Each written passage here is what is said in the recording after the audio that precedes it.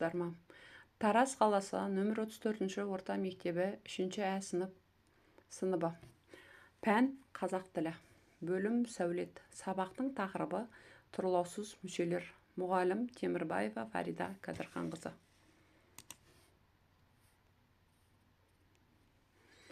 Оқу мақсаты берілген тақырып сұрақ бойынша түрлі дерек көздерден алған ақпараттарда кездесетін жаңа сөздердің мағынасын сөздіктер арқылы ашу, жүйелеу, жіберілген пунктуациялық, орфографиялық, грамматикалық және стилистикалық қателерді мұғалімнің көмегімен тауып түзету, сөйлемнің тұрлаулы және тұрлаусыз мүшелерін ажырату. Үй тапсырмасы, оқулық 107 бет, 23 жаттығу, сөйлемдерге тұрлаусыз мүше қосып жазу.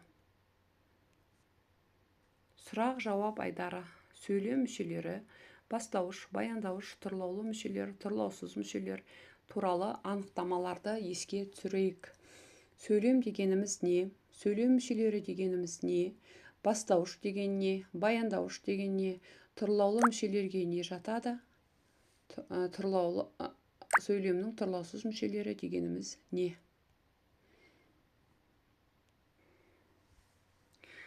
Жиырма төртінші жаттығу. Өлеңді оқы. Даңқты қалалар. Қалалар бар әлемде, тамсандырған халықты. Ол қалалар әр елде несіменен даңқты. Париж Эйфель мұнарасымен, Москва Кремлімен, Вашингтон ақ үйімен, Афина Акрополімен, Алматы несімен әйгілі? Ескен Елубай. Өлеңдегі сұраққа жауап бер. Өлең неліктен даңқты қалалар деп аталған? Суреттегі көріністер не себепті әйгілі екенін дереккөздерден біліп ал. Топтық жұмыс. Сөйлемдерді мәтін шығатындай етіп ретпен жазу. Бірінші топ. Алматы қаласы туралы жазады. Екінші топ. Эйфель мұнарасы туралы жазады. Үшінші топ. Вашингтон туралы жазады.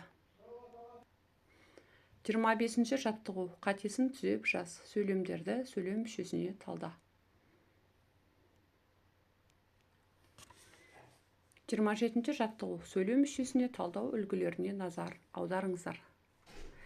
Сөйлемдердегі қимылды, іс-әрекетті білдіретін сөзді табу. Оған не істеді, не қылды, қайтты деген сұрақтарын тиісін қой.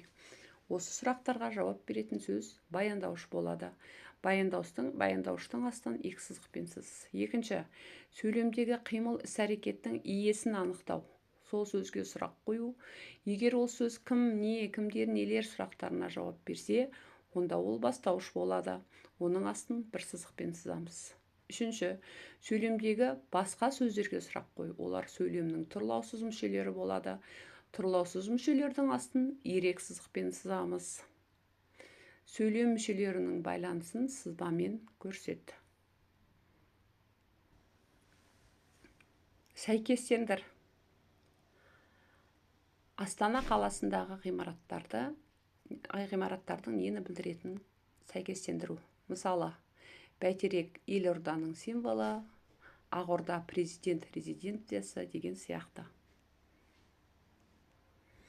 Сонымен,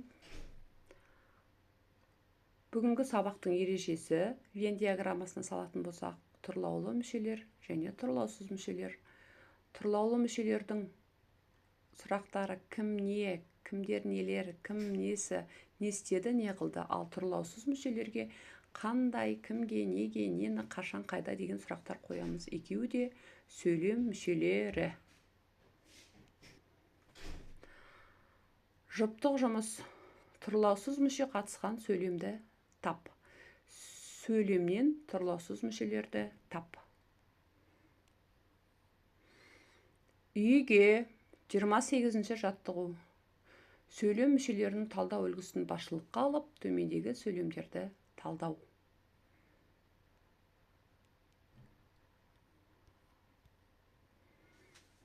Көңіл қойып тыңдағандарыңызға рахмет.